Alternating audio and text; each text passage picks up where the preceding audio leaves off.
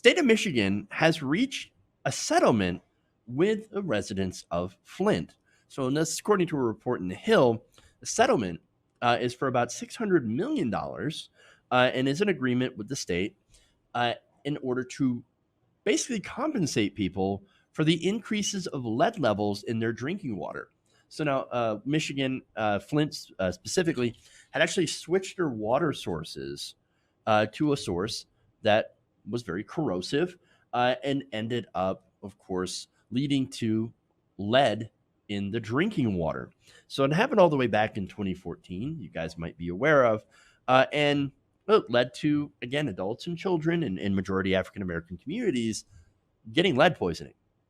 And so now, of course, lead poisoning, not a good thing, especially in children. Uh, Even low levels of lead in the blood can result in behavior and learning problems, low IQ and hyperactivity, slowed growth, hearing problems, anemia. Some cases, you can get seizures, coma, or even die from all this lead. And so, yeah, it's terrible. It's terrible. And it's taken so long to actually be able to do something about that. And so now the leadership in Flint, as well as the former governor Rick Snyder, there's a lot of people that knew about this, that knew that there was lead in the water, and decided still not to do anything. To first deny, to say, "Oh no, no, you guys are just making things up." Literally, that's what they alleged during these town hall meetings, and so they knew about it, and they let people get poisoned anyway. I mean, it's just it's amazing how callous and how bereft of leadership these people are. And not only was it the state governor and the state government, members of the state government, you also had members of the EPA who also basically turned a blind eye to this, even when others had sent out emails saying we need to do something on the federal and the state level. People are getting poisoned, and like these are people's lives at stake here, and they have been ruined by this decision to try to switch water sources, which, by the way, didn't even achieve the principal aim, right? That we were told, right? They said, "Oh, we had to switch over in order to save money." In reality, it actually cost about the same amount. There was no real savings switching it over to the Flint River, and so all these people poisoned for no reason. It's horrifying. So now we've got a preliminary settlement, right? So now here's some of the details. Nearly 80% of the $600 million will be given to children, the majority being those who are under 6 at the first exposure. The highest risk group, of course, for the damaging effects of lead poisoning. Again, lead poisoning at any age is still not a good thing, but it hits younger children the most. And so that really sets them up for a lot of health problems as they move on further in life.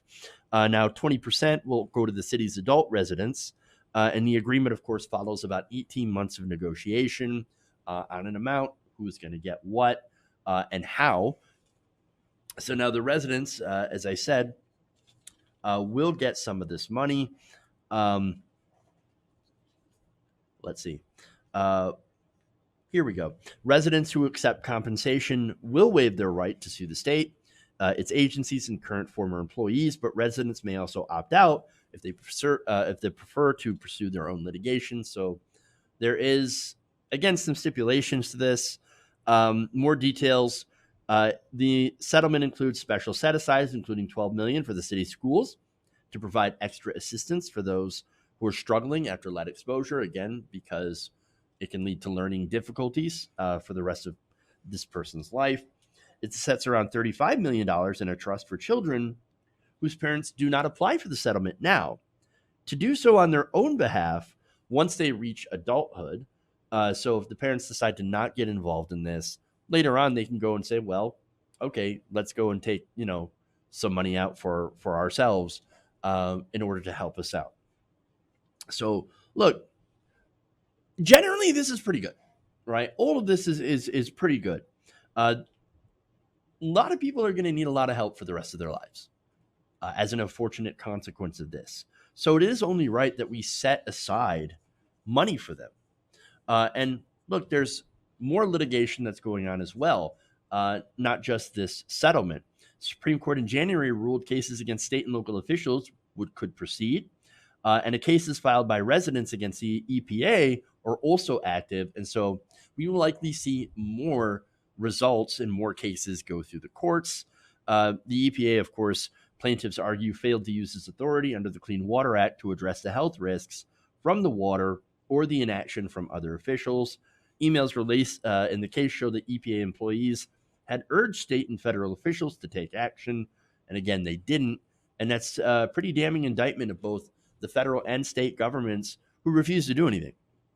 And so now the reason, let me just say, the reason they didn't help is because, well, it has everything to do with class and race. And so, look, that area, the politicians, it's just unimportant, right? Flint was not a wealthy area. You think this would happen in a wealthier area? Sterling Heights? No, no, it wouldn't happen. No, the first little bit of lead that's detected in the water, immediately they would have all the pipes ripped out and replaced. Why? Because it's a wealthy area. But you go to Flint, well, we don't really care about Flint because it's a poor area, a lot of black people there. And so, yeah, we're not going to do anything about it, which actually would have been cheaper and better had they replaced the pipes to begin with once they detected lead, or not, or just not switched over the water sources. And so this is extra cost in the states, just for blatant, I would say blatant racism. Definitely plays a part in that, and just like, who cares? We don't care about this. We don't care about our own residents. We don't care about our own people, and so we're just going to do something, arbitrary, and where we think we're going to save money.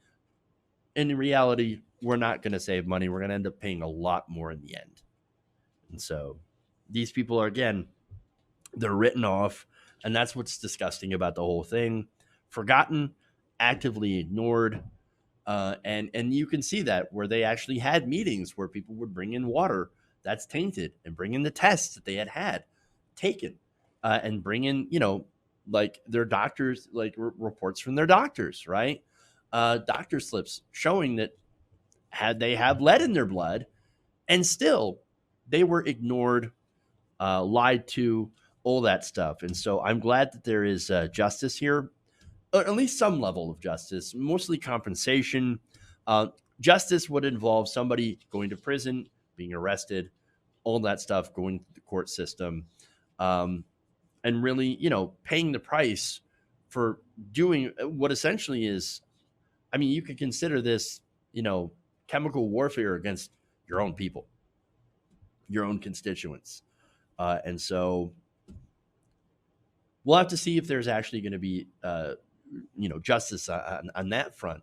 But at least at this point, there's compensation and aid for people whose lives have been upended and destroyed by their negligence. All right. Absolutely, Robin. Crimes against humanity, indeed.